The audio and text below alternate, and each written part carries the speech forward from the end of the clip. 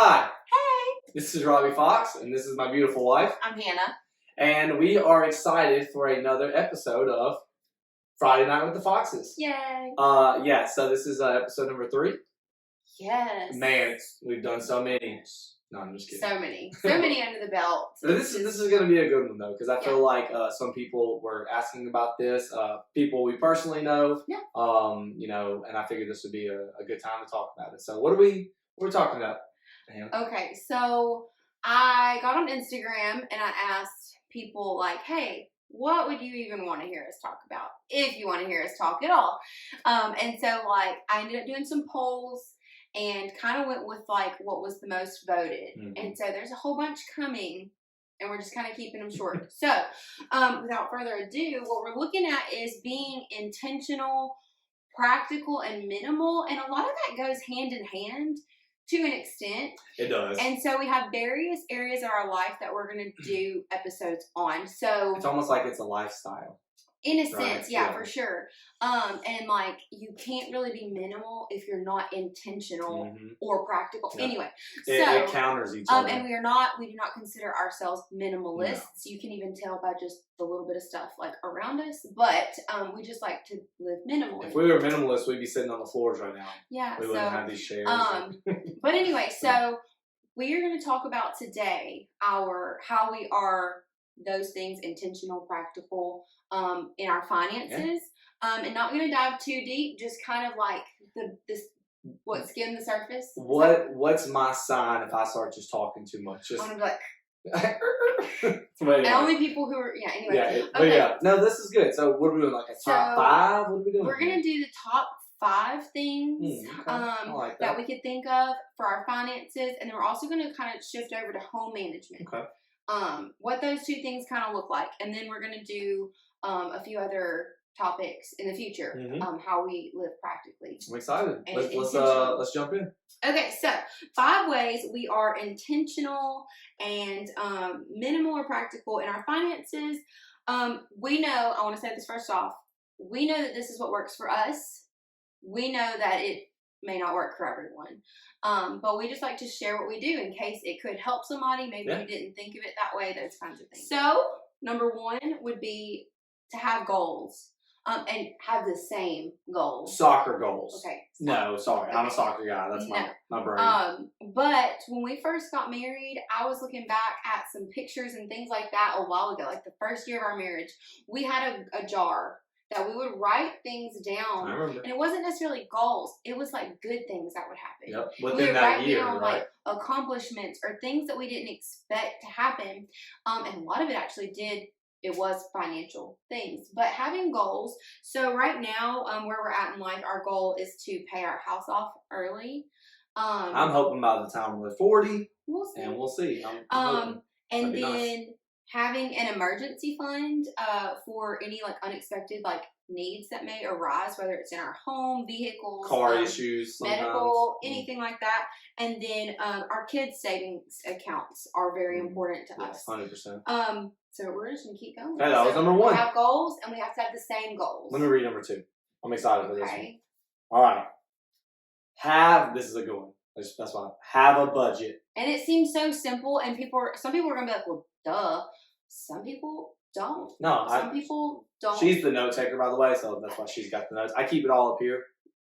Some of it. But no, having a budget. I mean, we literally, our lifestyle just revolves around that. And that doesn't mean like we're so strict about it, but it does hold us accountable in a sense where it's like, okay, if it's near the end of a month, and let's say we have spent a lot, we'll make sure, hey, on that final week, like let's just be smart with our choice, like, intentional with what we're spending. Right. We've even had times where like, hey, let's make it a fun challenge. Let's try not to see what we can use up. Let's use up what we got, right? Let's not spend extra money. Yeah. And on the opposite end, sometimes there's a little extra wiggle room. And we're like, wow, we did really great the first half of the month. So, exactly. So, and with that, with having a budget, we plan for holidays, celebrations like birthdays or like church events that we may need to like bring food to.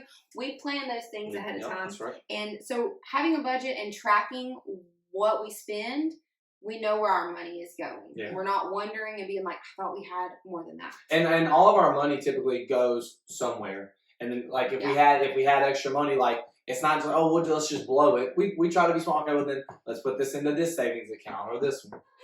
Okay, so should we move on to the next one? Number 3.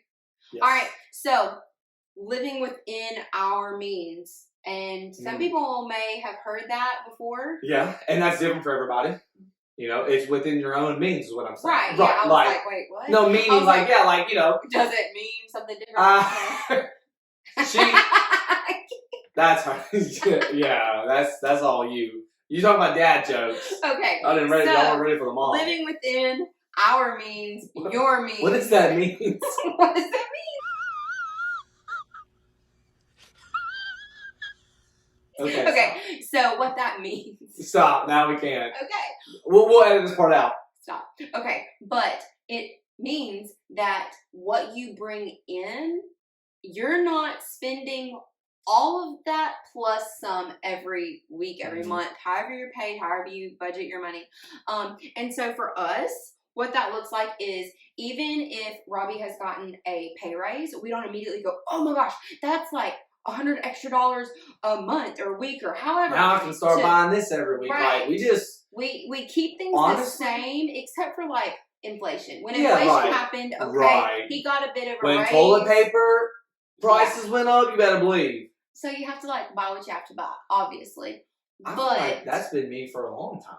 Like, well, and we've always been very frugal and careful. Yeah. So, and also, like, if we've ever been gifted money, like that happens sometimes. Like, if parents maybe are so generous and want to gift us money or things like that, we always, like, we don't just go spend it immediately. We don't already have it planned out. Like, we think about where that money could be used. And most of the time, the most. It's it's something that's like either good for our house, good for the future, like with our kids. Like, it's something that's like going to be an important. Like, we really think about what we're going to make with any extra money, like what we're going to spend it on. Some of the categories would be homeschool. I set money aside for homeschooling, for our kids' clothes and shoes, things like that, because we know that those are things that are going to arise. That will also be like, oh my gosh, I didn't think about that. So we always set money aside for that.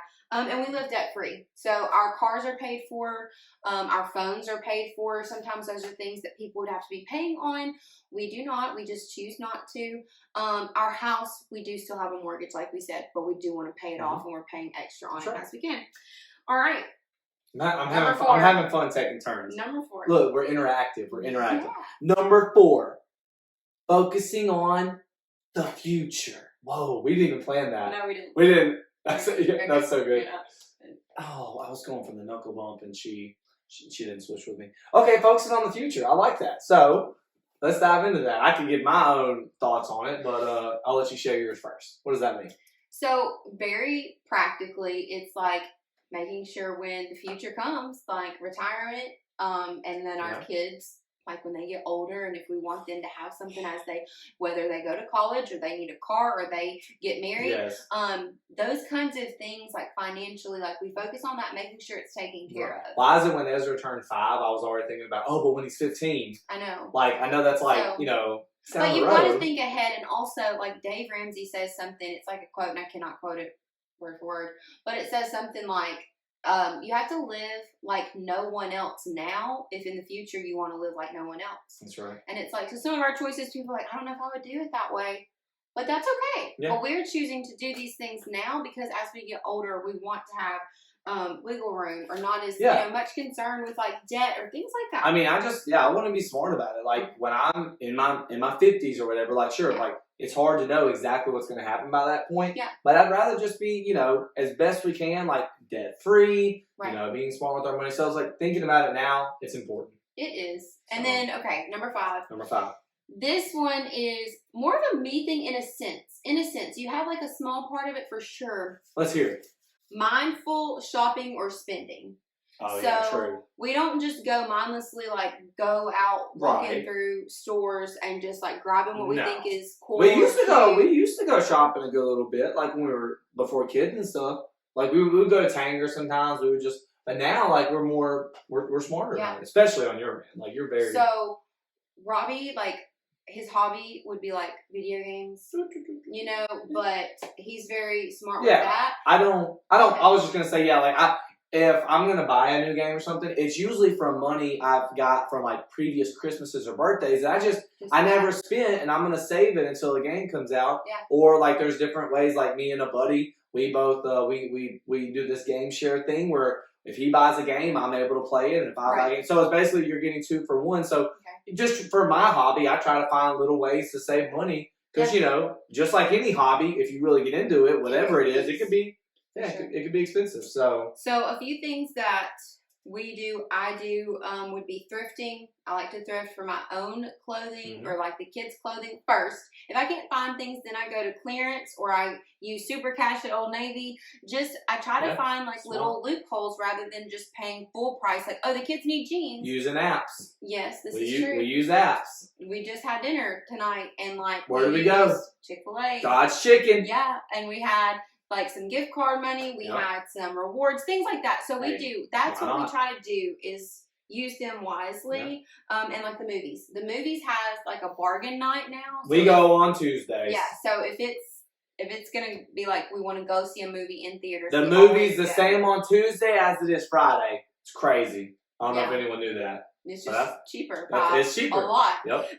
Less crowded. And so also, okay, and then planning simple freezer meals. A lot of people have asked me about meal prep, so we're not going to go into that. Yeah. But I do that. That saves money on like meals and the library because we love reading and we love like fostering reading in our home and our kids. They all love books. And instead of just buying tons of books, and I know there are some ways to get free books.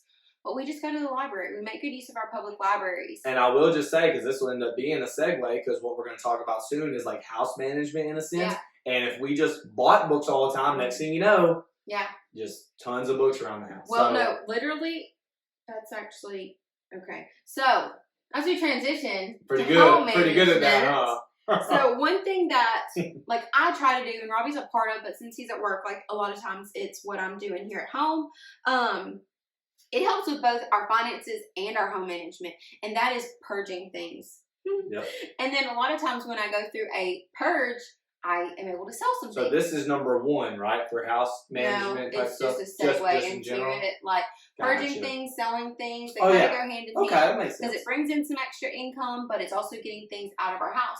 Yeah. So technically number 1 would be being practical, minimal, intentional in our home is the fact that we actually have a small home. Okay. And we have limited storage space.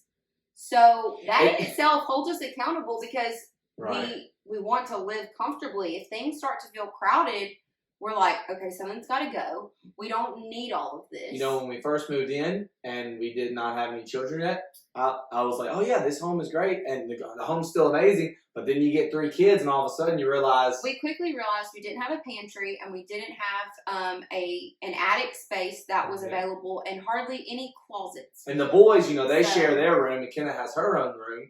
But, you know, like things fill up quickly when it comes to just space, right? Yeah. So, but having like a small house, limited storage, it holds us accountable already. Just to be careful and mindful of what we bring into our home. Is it going to have a place, basically? Yep.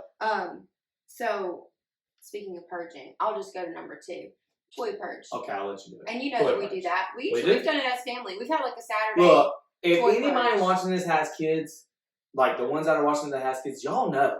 Yeah. The kids do not play with every toy they have. After a while, that thing is forgotten. Well, and it's like that, but they also will hold on to like little pieces that are broken. Oh my goodness. Or like McDonald's toys or something like that. Yeah. So we do a toy purge before birthdays, before Kenna's birthday, before the boys' birthdays, because they have birthdays together in September, before Christmas. That's a sometimes even like before Valentine's Day, when we know they might get like little stuffed animals or something like.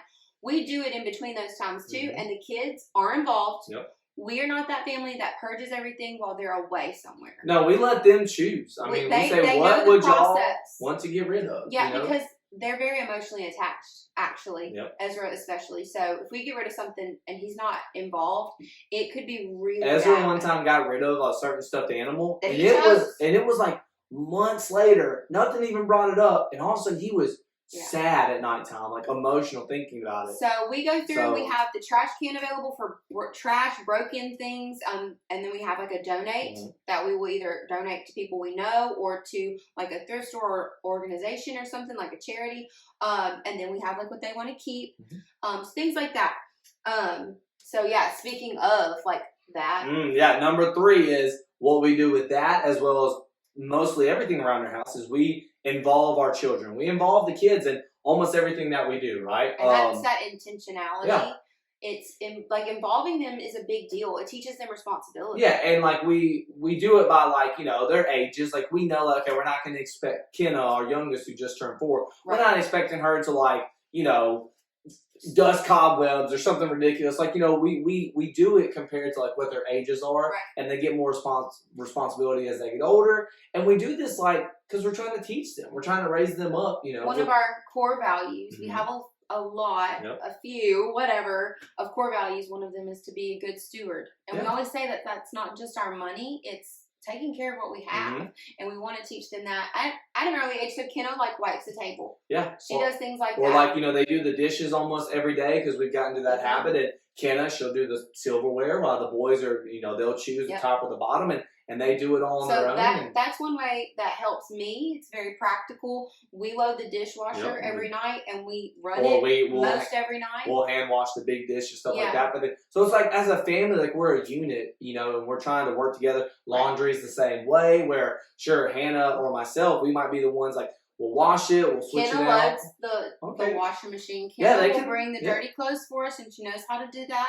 So these are just little things that we do that keeps things running, but we're being intentional about it. We want our kids to know that teach them responsibility. This is your home, right? Yeah. And it's similar at church, if you want clean clothes to wear, you can help us by putting them away or help them put them in the We do the same thing at church. Like, you know, it's like that's your church home, and this is your you know, your home that you're living in. Like, you want to take care of these things because they should be important to you. Absolutely. And that's what we're trying to instill those values. Yeah. So, okay, that was number 3. Okay. How about number 4? You know what it is. What is it? I do. It's functionality. That's right. So, we were talking about before we even started recording, like functionality and trying to figure out like our 5th point. So we're going to get there in a second. Yeah. But having things that are functional in your home. So we have a small home. We use under our beds as storage. So we have purposely made sure that when we get beds for like the boys or Kenna, they have space. They're not like super low to the ground. They have enough space. We can store things if needed.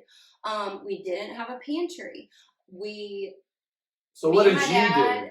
Yeah, me and my dad built, it's like a roll-out pantry. It slides right beside our refrigerator, and it holds like snack foods and our canned goods, things like that, because we didn't have the space. Another thing that I kind of took on and was like excited about is I kind of reworked our refrigerator. We just have a standard refrigerator, but it needed to serve us. So like we would like things would go bad in the refrigerator because we didn't see them. We didn't know where things were left over. So even the inside of the fridge being organized is and it seems helpful. Extra, guys. Like I'm not that one that has everything like that looks super cute and perfect, but it is more manageable, and I do feel like things don't go to waste as often. Functionality over like looks in a sense. Like we still try to make things look still nice, want to look cute, but like it's okay. We don't spend all that money. Right. So I'm trying to think. Those things. Oh, we have, like I said, very limited closet space, but I've been able to manage that with like shelving, like adding shelving where it's needed. Right. Stuff like that. I was going to say, for me, I just don't have that many clothes purposely. But recently, I've got some new ones. So. We have a good amount. Like, that's where when the closet starts to get overflowing with clothing, we're like, okay, hey, how much of this are we wearing? Do we need all of it? I'm definitely minimal in certain areas. So, like, you know, but that's, we were talking about that earlier. So, like, our 5th point when it comes to our home. We were really thinking about this because, you know, everything kind of, like we said, it kind of wraps within itself. Yeah. Things kind of are similar. So this could kind of be similar with a couple other things, but how do we end up wording it? It wasn't like a big main point, but it was basically like thinking practically. We take on like kind of do-it-yourself projects around the house versus like contracting it out and spending more money. Yeah, DIY. But it's but it's almost everything on our house like that has been upgraded with help or of, like, family. yeah, like my dad or her dad, Your like brother. family, my brother, like with the fans, like just anything like that, any like electrician type stuff, my brother would help. But that's what family does for each other. We never, we never don't take advantage. No, but it's just one of those things where I think the biggest project we did was the floors around, what was that, 2019 right. No, or it was 20? literally it was like during COVID. It was COVID, yeah, it was definitely during COVID. Kendall was like 1 or almost. So it was like 2020, 2021. Yeah, and the whole house was carpet, and now the carpet whole and house. Tile. Yep. And we decided to demo it ourselves to save money, things like that. And literally the kitchen area, all of that was like 5 layers of tile that they just kept. They kept stacking them. It used to be a rental, and so the people would just. And the first thing we ever did was one of the first things was adding the flooring in the attic. It's not like it's not perfect because Lord knows that I was not a handyman at that point. Still not that much, but you know, but that was part of, now we have space up there to put stuff away, like for when we go on vacation and stuff, like suitcases and our Easter stuff and Christmas. So all that stuff, it goes up there. So that was part of it. So guys, that is just a few ways in our financial part of our life, and then our home managing part of our life. Those are just the things that we do to kind of keep things intentional with our kids, having them involved, and just being careful and knowing where our money goes, being mindful of what we're spending and why we're spending it. Is it going to have a place in our home? And then once things are in our home, is it serving a purpose? Do we need to hold on to it, or can we let it go? Can we sell it? Can we donate it? So. Right. And the last thing I want to say before we wrap up is that, like I said in the beginning, it's really just, I think it's a lifestyle choice. Like you need to be, I guess. It's a mindset. Yeah, it's like a mindset thing where you have to realize, okay, what's really important, and some people, they value certain things more than maybe others would, and so we try to just think, hey, what are important in our life, and what holds value. I feel like we very much strive to be a family that time is more important. Oh, I wish I had so much more time, and I know you do. Just time, so important. Oh, anyway, I love it. Is that it? Yeah, that's Alrighty. All right, well, thank you guys, and we'll catch y'all next time. All right, bye. All right, see you.